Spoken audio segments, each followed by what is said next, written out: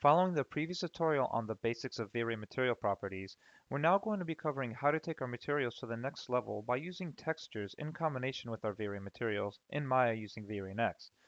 We'll be covering how to properly implement textures from websites like CCO, Texture Haven, Textures.com, and Substance Painter. We'll be able to understand how to properly use PBR textures that provide diffuse, roughness, metallic, and normal maps. All right, with that, let's go ahead and get started. So here we are back in Maya, and if you want to take a look at how I set up this scene with render settings and everything, take a look at the previous tutorial. Otherwise, we're just going to go ahead and get right into material creation.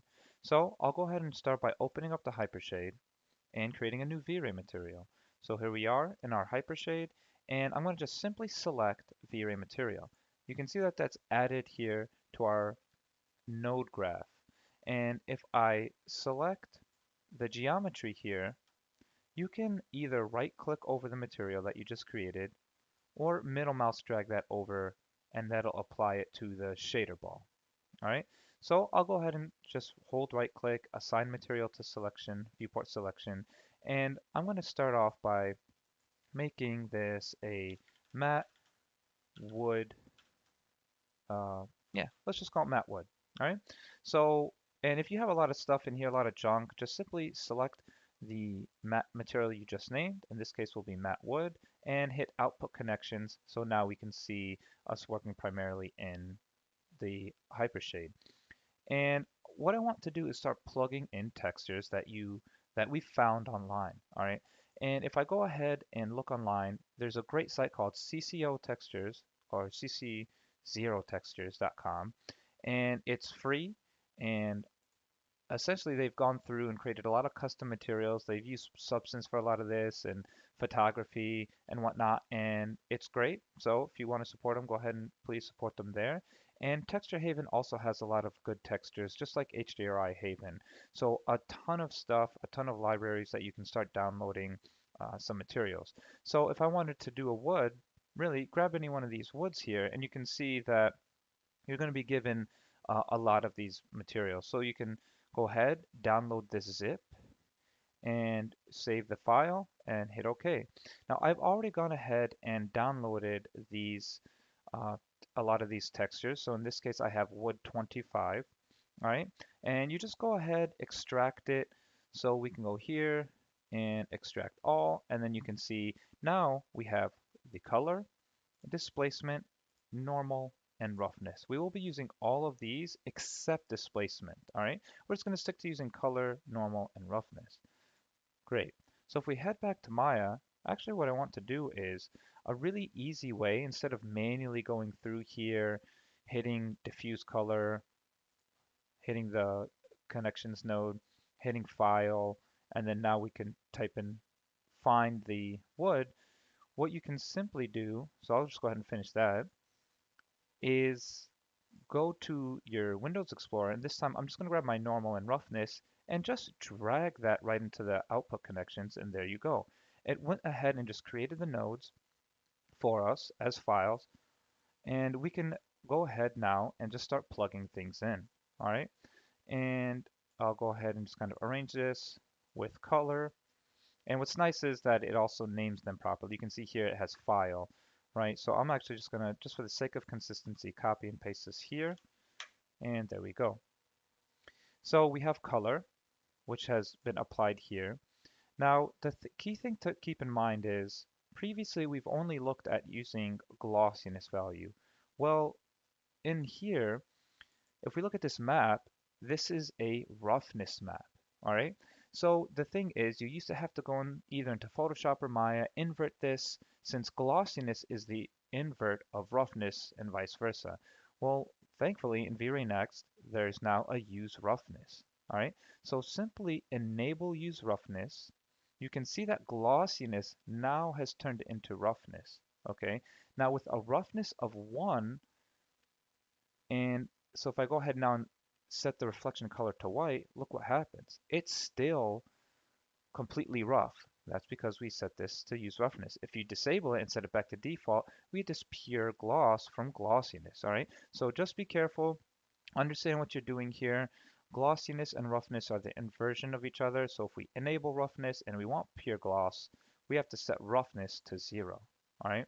Now, the thing is, well, I want to plug in a map here. Okay. In order to do that, I can just simply middle mouse drag my roughness map. All right. And put this over reflection roughness. Great, and that works fine. And you can see now it's starting to become and behave and look more like wood. And if you're not seeing this here, remember I changed this from hardware over to V-Ray. So you can see this updating in real time. All right. And if I scroll down here, I now want to put this normal map into the bump and normal mapping slot. So just scroll down and change map type to tangent space. Now, I did forget one setting, and I'll go ahead back to my roughness map and set color space to raw. Okay, that's going to give us an correct color space and without any sRGB updates. All right. So if I take a look back here, double click on the main material, and we have reflection roughness with our roughness map here set to raw. And then our normal map, I want to also set that to raw. We don't want any adjustments being applied. Our color is, we do want that to have the sRGB color space, so that's fine. So back to our wood. If I scroll down here, we're going to take this normal map, middle mouse button, drag this over to map, and there we go. So now you can, it might be a little bit hard to see here, so I'm actually going to leave this as is, and let's go ahead and kick off a render. So here we are back in our viewport, and let's just go ahead and enable IPR. And there we go. And it's gone ahead and started rendering. And we can start to see we're really starting to get some nice details in our wood. Great. What I'm going to do is quickly adjust my presets because we're getting a lot of empty space here. I'm just going to set this to full 1024 so it kind of changes the aspect ratio a bit on our render. Okay, and so now that I have that, what I want to do is you can of course change some of these parameters. If I wanted to adjust my bump, so let me actually zoom in here so we can see a little bit more detail. And let's go ahead and enable IPR.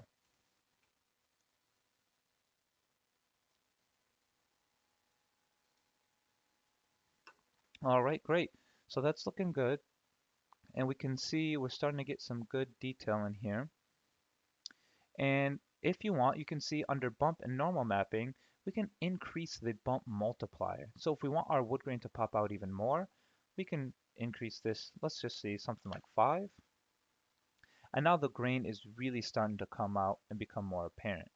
You may or may not want that. You can set that to something a little bit less dramatic, but all in all, that's how we adjust that there. Now, of course, I'm putting this on a shader ball. If I wanted to also adjust the tiling, well, you do that here. So I'm back in my Hypershade. So if I close that, you can remember, open that up here. So here we are, and you can see in our Hypershade, we have Place 2D Texture. This is where we can actually change the tiling on our texture. So if I grab the Place 2D Texture, I can set the Repeat UV to something like 5 by 5 and just simply do that for the other two nodes. Okay, so we can do 5 by 5 and do a quick render. And then you can see that we start to get kind of this finer wood being applied here. Great, and that starts to clean up a bit, become a little bit finer. And I'll go ahead and close or stop that IPR. So you can see the difference as it becomes quite a bit finer between these two sample renders. Okay, so all in all, it's starting to look good. So let's go ahead and try a different material type. All right, so we've created a wood material, and let me go ahead and create another one. In this case, I'll create this as a matte plastic. So now that I have this plastic material, just like last time, I'll select my two pieces of geometry, hold right click and assign material to viewport selection. All right, and I'm going to output connections, and this time we'll move a little bit faster, okay? So I already have the plastic materials or the textures already created here. So I'm going to grab color, normal, and roughness. And I'm going to drag those right into the viewport and bring them here. And you can see that I have normal, roughness, and color. Great. So I'm going to zoom in here and just going to put these in position. And I'll go ahead and just start plugging these in. So I can middle mouse drag plastic color into diffuse color, grab roughness, right? Remember to make sure to enable roughness, increase your reflection color to pure white, and drag roughness to the glossiness or roughness not. Now, sometimes Maya doesn't update, so just hit Control A, toggle Control A, and you'll see that that'll update. It's just a viewport update issue. But as long as this is enabled, this will be interpreted as roughness despite this saying glossiness. And then scroll down to this, and we're going to change normal map in tangent space. And then we're going to go ahead and drag normal over here and apply that to the map slot.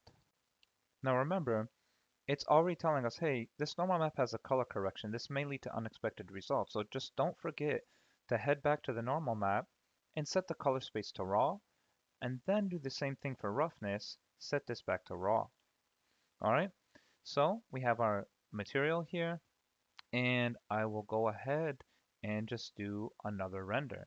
Okay, so let me just go ahead and render that and move that over here. And I do want to make sure that I am using RenderCam. Great, so now we're starting to get this nice noisy plastic here. We of course need to adjust the tiling because this is supposed to be a really fine noisy plastic. So I will go ahead and increase the tiling, right? So we go back to our place 2D texture. In this instance, I'll set this to 10 by 10 here, 10, 10. And we want to make sure, of course, the tiling matches between all three of these maps. And I go ahead and do another map or render with our updates on our UVs. And then now this is really starting to look a lot better. Now keep in mind, you of course want to keep tiling and scaling um, in mind. Uh, and this, since we are using textures, which I should have brought up at the beginning, but if you check the UVs on this, this thing is fully unwrapped, okay? You cannot use these textures with models that do not have UVs. So be sure to make sure that they have text UVs. If they don't, just go to UV and do an automatic one just so you can get the idea, and then hopefully we can go back and unwrap our models later down the road. But you of course always want to make sure that your models are unwrapped before you start texturing. All right. So now that we have that, I'm going to show you just kind of a quick thing. Well, this is kind of this, mid-gray, dark gray, almost kind of some sort of hue on there. Well, what if I don't want that? What if I want to change that during render time? Well, we can use a couple of nodes in Maya. All right. So what I'm going to type in here is remap. And I get remap HSV. Okay. I'm going to grab that node and I'm going to plug in the color texture into this color slot. All right, so I'll go ahead and middle mouse drag this and put this on color, and then that connects that there. All right, and now that we have that, we want to make sure to actually drop the saturation. So if I drop the saturation, notice that that hue now is gone, and then I can actually increase the value to kind of make this kind of this like whiter, lighter plastic. All right. And if I go ahead and go to my material plastic and plug in this remap HSV into the diffuse, you see that it's become kind of this white plastic, which is great. Well, great for what purpose? Well, now I can actually change this at in the Maya node, in the Hypershade. All right, so how do we do that? we do that with another node called layered texture. All right, so we have layered texture, and what I want to do is go ahead and kind of zoom out here and move this here. And I have this layer texture here, and I'm going to go ahead and create another one. And this one on top is going to be the color. This one here is going to be the texture. Okay, so anything that's to the left will be applied on top of it. All right, so what do I mean by that?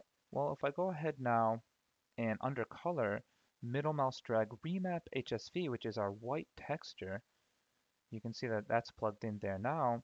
And then I can go to layer texture here, or to our main matte plastic, middle mouse that, and then I can just apply that to the diffuse color, and there you go. You start to see that this is green. Well, you need to do one more thing before that happens, which is, because we also want to make sure to include the base color, is we need to change this blend mode to multiply. All right, so now that this layer is being multiplied over that, it starts to come out a little bit better. So we can see that we can start adjusting this to be any color we want. So now we start to get a blue material. We can start, if we want to change this to kind of this red plastic, we certainly can, right? And if you want to make adjustments, if you want to make this a little bit lighter, you can always go back to the original texture under color balance and set that maybe to like 0.1 or sorry 1, just to bring up some exposure value in that one.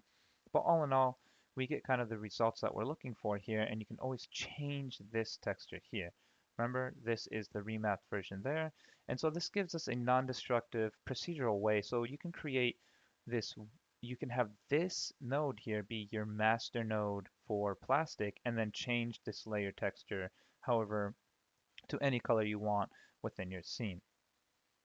All right, great. So we just went over that. And the last one that I want to go in, which is a slightly different workflow, or similar workflow, just one extra map, is the metal. All right, so I'm going to jump back to our Hypershade, and we're going to create another V-Ray material. We have our V-Ray, and I'm going to call this one matte metal, and go ahead and display output connections. And of course, we'll select my shader ball geo, hold right click in the Hypershade, and assign material to selection. So if I go now back to my Windows Explorer, and you can see that I have metal here, right? Remember, I'm grabbing all of these off of CCO, so you can see if I look up kind of this metal material here, really any one of these metals, they're going to give us all the maps that we're looking for, okay? Um, you can see that we have color, displacement. Now we have a metallic map, metalness map, and then normal and roughness. So what I'm going to do is grab color, metalness, normal, and roughness, and drag those into the Hypershade. Now that we've dragged these textures into our Hypershade, let's just go ahead and rearrange them and position them for easy connections. I'll just grab these two and move them over. And we're going to have metalness and normal. All right. Now remember, when dealing with roughness, metalness, and normal, we're going to want to make sure that color space is set to raw. All right.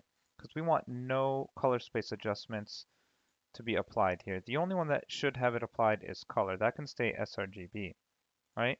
So back to our matte material, we want to make sure, if I switch this back to V-Ray, that we enable use roughness, and we can start plugging these maps in. So color, actually I'll start by just plugging in metalness so you can see what that does immediately. So I can grab middle mouse drag metalness over here to the metalness slot, and you can see that already starts to apply. That it essentially is setting this to, so if I view this, is a white texture. So anything that's white is pure metal. Anything that's black, right, so there's some chips happening in here, scratches and whatnot, um, is non-metal, all right? So that could either be dust, grime, or anything that's not metallic, all right? So great. Now remember, make sure when using obviously metalness, is that reflection color is also set to pure white. Okay, so reflection color set to pure white. So now we have to grab our roughness map. So middle mouse drag that over reflection roughness. So you can see that it starts to properly look like metal. And then scroll down to bump and normal mapping. We're going to set this to normal map and tangent space. Okay, because we are dealing with this as a tangent space normal map, right? Anytime it's purple, that's tangent space. So middle mouse drag that over map. You can see that that starts to apply there. And then the last one that we want, of course, is color. So middle mouse drag color. All right. So we've simply plugged in color, roughness, metalness, normal to the appropriate slots. And with roughness, metalness, and normal all being set to raw, we can go ahead now and do a quick render on how that should look. So if I go ahead and render that out, now you can start to see this really starts to look like a roughed up, grimy metal. All right. And the key difference between this and the other maps, like the plastics and the woods, is that we now have a metalness map. Okay. So as you can imagine, the process pretty much is the same for any time you want to plug in some textures.